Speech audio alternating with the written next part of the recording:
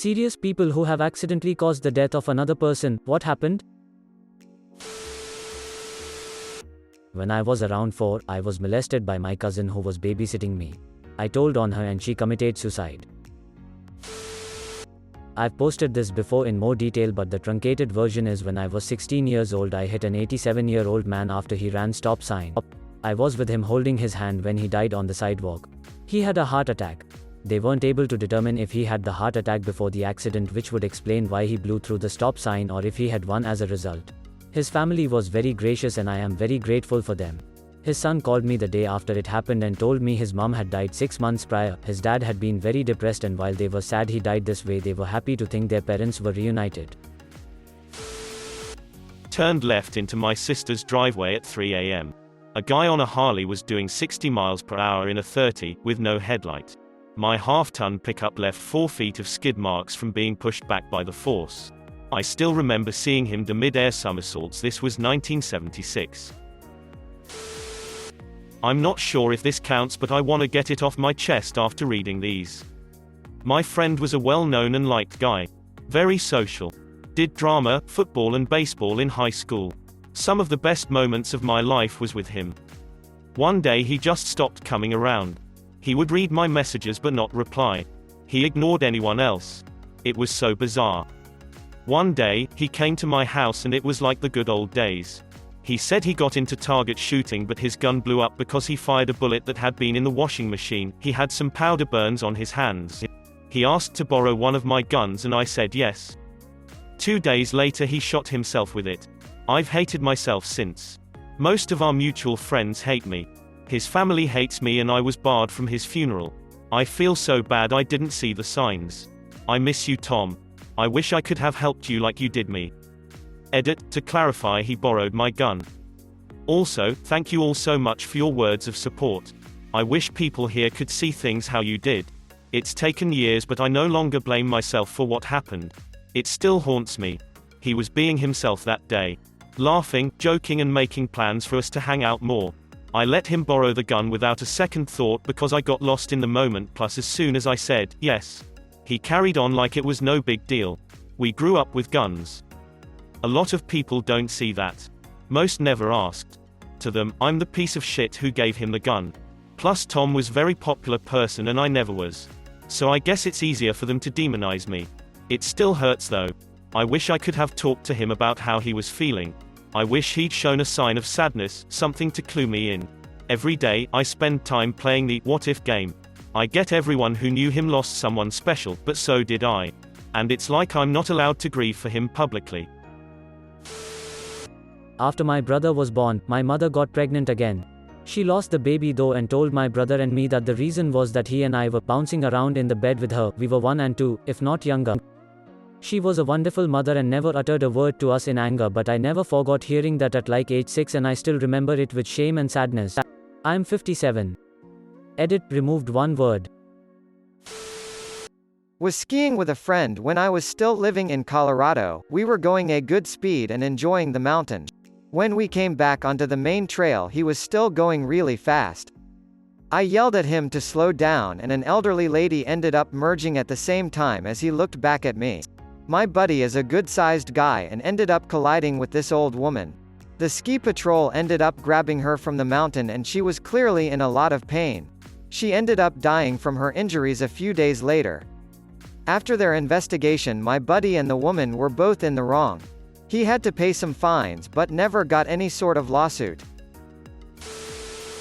My wife and I were both very sick with the flu. My father watched our 2 small children and even come to sit with me in the hospital. The day after I got out of the hospital, he got the flu and died a couple days later. I still feel guilty knowing that he didn't have to sit with my children, or that he didn't have to sit by my bedside, but he did. It helps knowing that he loved me so much that he was willing to put his life at risk to be with me. I just never imagined that the flu could have been so serious to hospitalized, much less kill someone. I hold myself responsible and I feel guilty for getting him sick. As many who have posted, I indirectly caused someone's suicide. I was not the whole reason, I know that, but I was the last nail in the coffin, so to speak. My best friend had been living with me for 2 or so years and was constantly making poor financial choices that fell on me, and I would nag. We eventually got kicked out of one place due to this, and I raged at him, but ultimately forgave him because even after all of his shortcomings he was always there when I needed someone. Fast forward to me being gone for the weekend. I get home and check my financials and see that there are some weird food or charges on there. I call the places and ask where they were delivered to and realize he'd used my credit card to buy food. Now I'd given him money when he needed it before because I will not let someone go hungry, but a steal was the last straw and I absolutely lost it, and just unleashes everything on him. He refuses to admit that he did it and tried to hide the pizza boxes. He proceeds to get absolutely wasted that night and tries to say that his grandfather was sick in the hospital to, I guess, get me to break my anger. Then next day I text him that he will either admit to it and pay me back, which seems easy, or I will have to get the cops involved. About 3 hours after that text was sent I get a hysterical call from my girlfriend that he has shot himself. It was a year this past April. I know I am told not to feel like I'm to blame, but I still think about it every day. Now I bite my tongue more and take care of what I say to people. Edit. Thank you all for the outpour of support and replies. Mine was through decision, but I felt as though I had personally done the deed. Freshman year of college, a bunch of friends and I had planned on going out camping for Memorial Day weekend. At the last minute, I changed the plans on us to go swimming and staying at my family's lake house instead, because beds, and TV and stuff. First night and it in the water, we decided to swim out to the middle of the lake and just tread water and laugh and splash around. After a while we all swam back to the dock and I was second to last in front of Tommy. Tommy never got out. I dove back in but couldn't find him anywhere. We had no phone in the cabin, so after I ran back up the hill I ran barefoot down the gravel road to the main road, then to the nearest neighbor's house hysterical. They called the police and then at the end divers found him about 12 feet from the end of the dock. I blamed myself horribly for the change of our plans. I sat through the funeral numbly while his parents lied to me about how much he looked forward for weeks to the swimming trip. I stopped going to my honors classes and drank and smoked myself into an opium stupor for the rest of the semester and failed out of college. I kept abusing myself for 2 years until I finally got myself some help with my depression over it. My mom is Thai and my dad is American, so I spend most of the year in the US and summers in Thailand. When I was 8, my family and my cousin's family were at the beach in Char Am. My cousin's son, James, and first had been playing in the ocean for hours by this time and we were both exhausted. Since we began playing, the water got much more violent with large waves as a thunderstorm was starting. As soon as my parents heard lightning they yelled for us to come back to the shore and I just started swimming back without checking to see if James was following. When I walked up onto the sand I looked back and I couldn't see him. We were much farther out than 2 8-year-olds should have been and James was too tired to keep himself above the water. I'm not sure what I could have done once I realized I couldn't find him, but I can't stop thinking about it, and when I go back to the condo there I can't bring myself to get back into the ocean. Edit. I think James and first were actually both 8 but he was much smaller. Second edit. Everyone responding has been incredibly supportive and it means the world. I know realistically I couldn't change what happened, but that can't stop me from wishing I could.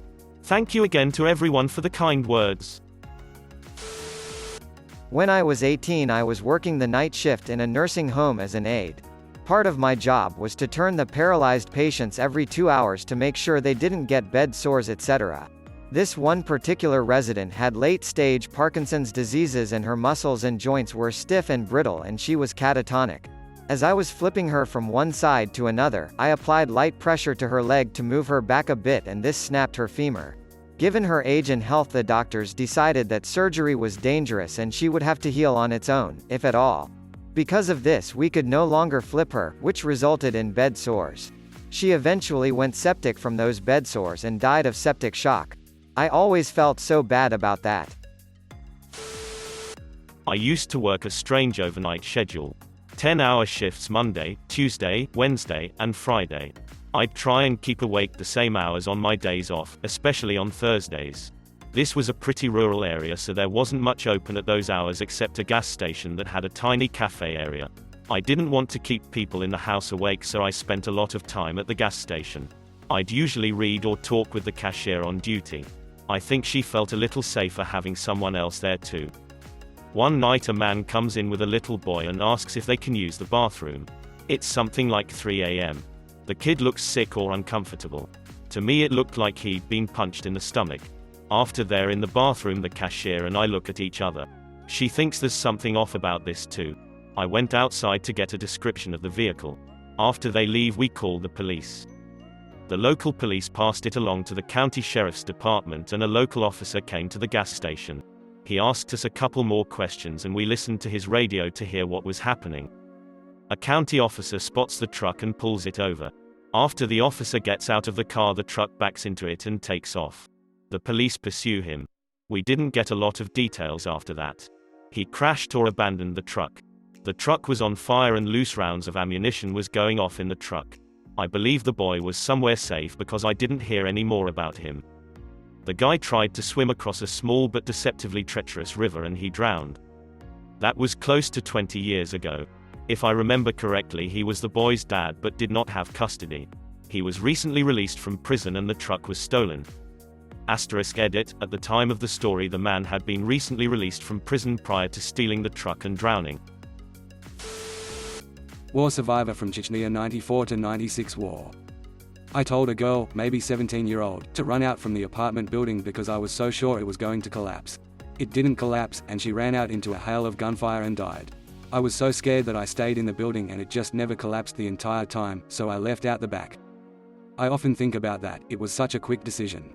She was right near the door. I was on my way out because the building felt like it was shaking, and I saw her and said, "Run out, the roof is gonna fall." And she ran out in a hurry and got blown apart by gunfire, shrieking in pain until she was hit again and presumably died. I wish I didn't tell her that, obviously. It still sort of haunts me to this day, especially her screaming. But I also know that I made the decision in goodwill, trying to save her life. And to be fair, the building really felt like it was going to collapse, and everyone was running out, not just me. Anybody would have told her to run as well. Nobody knew they were opening fire on the building. I know it sounds like lame justifications, but it is all I can think of to help ease my mind. Anybody would have done the same. I hope, at least. I was supposed to meet a friend to head to soccer practice, but he wasn't there when I got to where we were supposed to meet. I got impatient and decided to head to practice myself. He never got there, so I assumed he was sick or something. 2 days later, my mum told me he got hit by a car and died after running out in the street to get a ball he was kicking while waiting for me. The timing of things seems like if I had waited just a minute longer, he wouldn't have had to wait for me and would have lived. I was dating this girl that was a little dysfunctional due to being sexually abused by her grandpa and nobody knew about it. I noticed some red flags and got her to open up and tell me about it. After we broke up, I told her mum she should stop inviting grandpa over to Thanksgiving dinners due to the sexual abuse. The mum called me a liar, but after asking the other daughters, cousins about it, they confirmed it was true and that they had all been molested too.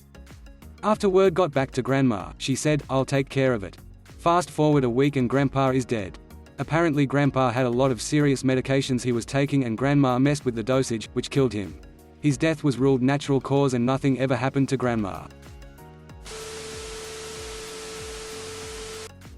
Consider subscribing.